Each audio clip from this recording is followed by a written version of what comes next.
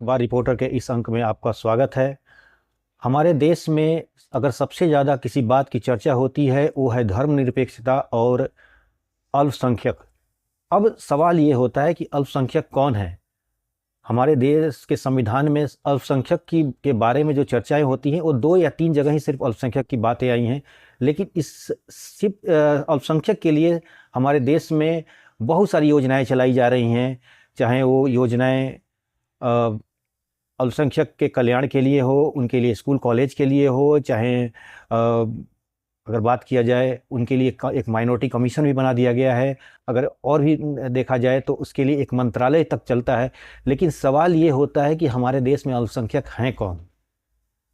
Supreme court के कई बार ऐसे जजमेंट आए हुए हैं जिसमें अल्पसंख्यकों की कल्याण की बात की गई है। लेकिन सुप्रीम कोर्ट अगर बात किया जाए तो सुप्रीम कोर्ट कभी भी इस बात के लिए डिफिनेशन के लिए कि अल्पसंख्यक कौन है इस पर कभी सुप्रीम कोर्ट एक शब्द भी नहीं बोला, यानी सुप्रीम कोर्ट इस मामले में खामोश रहता है। अब सवाल ये होता है कि जब जिस शब्द के लिए, जिस माइनॉरिटीज़ के लिए एक बहुत बड़ा योजनाएं चलाई जा रही हैं, एक बहुत बड़े स्तर पे एक मंत्रालय बना के रखा गया है, एक माइनॉरिटी कमीशन बना दिया गया है, लेकिन सबसे बड़ी चीज़ कि अल्पसंख्यक कौन है इसकी परिभाषा ही नहीं क्लियर की गई है। ये एक बहुत बड़ा प्रश्न है। अब सवाल ये होता है कि हमारे देश में अल्पसंख्यक हैं कौन। अगर मुस्लिमों की आबादी कल जाकर हिंदुओं के बराबर हो जाएगी और उससे मात्र 1% कम रहेगी तो पर भी वो माइनॉरिटी कही जाएंगी। ये कहीं आप इस हिसाब से अगर देखा गया तो ये कहीं भी उचित नहीं फिट बैठता हो। एक सामाजिक ढांचे के रूप में भी देखा जाए तो फिट नहीं बैठता है, क्योंकि जब एक आबादी बहुत बड़ी आबादी है। देखिए, अगर यूनाइटेड नेशन की बात किया जाए तो यूनाइटेड नेशन में जिस डिफिनेशन दिया गया है एक माइनॉरिटीज़ का, उसमें कहा गया है कि वो समाज जो भाषा के रूप में बहुत ही नगण्य के रूप में हो, वो लोग जिनका अपनी कल्चर एक छोटा सा कल्चर बचा हुआ है, या एक ऐसे लोग जिनको अगर नहीं हम प्रोटेक्ट किया जाएगा तो उनका एक तरह से अस्तित्व तो मिट जाएगा, ऐसे लोगों को अल्पसंख्यक माना गया है। लेकिन हमारे देश में एक 25% आबादी वाली समाज मुस्लिम है, उसको भी हमारे देश में अल्पसंख्यक बोल दिया गया है। ये सिर्फ और सिर्फ एक वोट बैंक के लिए किया गया है। और ये कब किया गया है ये भी बता दूं, जब 1991 में जब वो दीवारी ढांचा गिराया गया था, यानी जिसे बाबरी मस्जिद कहा गया, तथाकथित बाबरी मस्जिद, क्योंकि उस पर बहुत विवाद था और बाद में सुप्रीम कोर्ट का जजमेंट में हिंदुओं के फेवर में आया था। लेकिन तब उसके बाद आनंद फानन में नरसिम्हा राव सरकार ने कई तरह की उसमें अल्पसंख्यक के नाम पे सिर्फ मुसलमानों के लाभ देने के लिए कई तरह की उसमें चेंजिंग किया। संविधान में बहुत काफ़ी बदलाव किया। उसी में एक बदलाव था वक्फ बोर्ड का भी। और इस तरह कुल मिलाकर अगर देखा जाए तो ये एक जितने बनाए गए थे ये सब चीज़ें, ये सिर्फ मुस्लिम तुष्टिकरण के लिए बनाए गए थे, मुस्लिम वोट बैंक के लिए बनाए गए थे। अब जरा सोचिए कि माइनॉरिटी का मतलब क्लियर नहीं है। अगर इस तरह देख दिया जाए तो अगर धर्म के आधार पर अगर देखा जाए तो हमारे देश में बहुत सारी माइनॉरिटी हैं, जैसे पारसी हैं जिनकी आबादी मात्र 60 से 70 लाख बचा हुआ है, जैन हैं, बुद्धिस्ट हैं, क्रिश्चियन हैं, और हमारे सिख भाई हैं। इनकी आबादी बहुत कम है और एक क्षेत्रीय स्तर पर ये बहुत माइनॉरिटी के रूप में है। तो इनको अगर माइनॉरिटी माना जाए तो एक बात उचित लगती है कि ये माइनॉरिटी हैं। लेकिन जिस देश की आबादी का 25% आबादी मुस्लिम है और उसको हम माइनॉरिटी कर रहे हैं तो कहीं से भी उचित नहीं है। ये बात आज सोचने की है कि इस तरह कि हम माइनॉरिटी की जब बात करते हैं तो ये किस तरह की माइनॉरिटी है।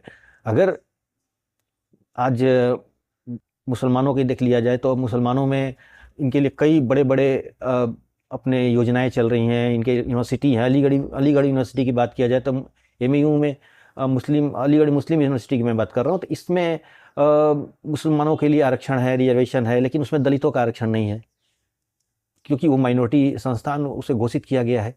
और माइनॉरिटी के नाम पर एक बहुत बड़ा बिजनेस भी हो रहा है। मैं सिर्फ मुसलमानों को ब्लेम नहीं दे रहा हूँ, मैं माइनॉरिटी के नाम पर मैं क्रिश्चियन मिशनरी की भी बात कर रहा हूँ। इनके बहुत सारे स्कूलें चलते हैं, लेकिन ये माइनॉरिटी के नाम पर इनको बहुत सारे राइट्स मिल जाते हैं, बहुत सारे इनको सब्सिडीज वगैरह मिल जाते हैं, बहुत सारी छूट मिल जाती हैं, जिसकी वजह से ये बहुत काफ़ी एजुकेशनल इंस्टीट्यूशन चलाते हैं और उसमें इनकी बहुत भारी कमाई होती है। ये एक सोचने का विषय है कि अल्पसंख्यक के नाम पे ये लोग बहुसंख्यक को भी उसमें रखते हैं और उससे बहुत बड़ा बिजनेस का कमाई करते हैं, लेकिन नाम है अल्पसंख्यक का।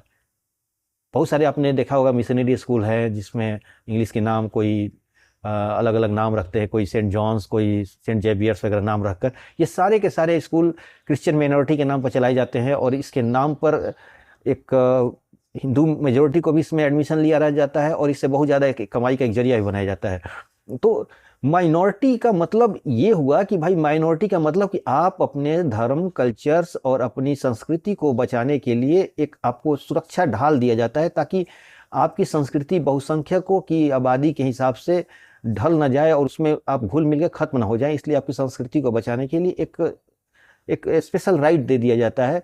संविधान में 1 या 2 जगह इस बात का उल्लेख भी किया गया है कि अब माइनॉरिटी का मतलब संविधान में भी क्लियर नहीं किया गया कि माइनॉरिटी किसे कहते हैं। माइनॉरिटी का मतलब यहाँ पर हो गया कि अगर हिंदुओं की आबादी अगर मान लीजिए 70% है, तो अगर 69% भी अगर किसी समाज का हो जाएगा, किसी समुदाय का हो जाएगा, तो भी माइनॉरिटी कहा जाएगा। ये कहीं से इसका उचित नहीं कहा जाएगा। अगर हम इस तरह कहें तो हमारे देश में सबसे माइनॉरिटी तो पारसी हैं। और मजे की बात तो देखिए, जो लोग माइनॉरिटी हैं, अगर माइनॉरिटी नहीं, मेजोरिटी माइनॉरिटी कह सकते हैं उसे हम, क्योंकि उनकी मेजोरिटी है। अगर 25% किसी देश की आबादी का 25% हिस्सा अगर हो तो उसे माइनॉरिटी कहा ही नहीं जा सकता, लेकिन माइनॉरिटी है वो। तो उनके लिए स्पेशल राइट्स होते हैं, उनके लिए संविधान में बदलाव किए गए हैं, उनके लिए माइनॉरिटी कमीशन बना गया है, उनके लिए स्पेशल मंत्रालय तक चलाया जा रहा है। और मजे की बात देखिए कि अभी तक जितने अल्पसंख्यक मामले के मंत्री होते थे वो मुसलमान ही होते थे। कितने आपको याद है कि जो अल्पसंख्यक मंत्रालय के से जुड़े हुए लोग, खासतौर पर अल्पसंख्यक मंत्री जो हों वो पारसी थे? एक भी नहीं। मुझे तो याद नहीं आ रहा है कि आज़ादी के बाद कोई पारसी अल्पसंख्यक मंत्री बना होगा। सिर्फ मुसलमान बनाए जाते हैं। तो इस तरह का दोहरा मापदंड चलाया जा रहा है कि जो सबसे माइनॉरिटी है उसके बारे में जरा सा चर्चा ही नहीं हो रही है, पारसियों के बारे में बिल्कुल नहीं चर्चा हो रही है। इस देश में पारसी सिर्फ बम्बई के कुछ इलाके में है, पूरे बम्बई में भी नहीं है। मुंबई की बात, जो मुंबई कहा जा रहा है, उसमें भी नहीं है। थोड़े से जोगेश्वरी इलाके में है, और कुछ आपको गेटवे ऑफ इंडिया के पास वाला जो एरिया है, उनको कोलाबा बोलते हैं, उस एरिया में ही सिर्फ पारसी बचे हुए हैं। तो इतने छोटे समाज को सुरक्षा ढाल देने के लिए एक मंत्रालय बनाया जाता है, लेकिन उनमें उनका प्रतिनिधि के लिए कोई आदमी होता ही नहीं है। अभी तक जितने लोग, अभी किरण रिजिजू बने हुए हैं, जो भाजपा ने उन अल्पसंख्यक मामलों के मंत्रालय दिया है उनको, लेकिन एक कितने सालों बाद, नहीं तो अभी तक मुसलमान ही लोग होते थे।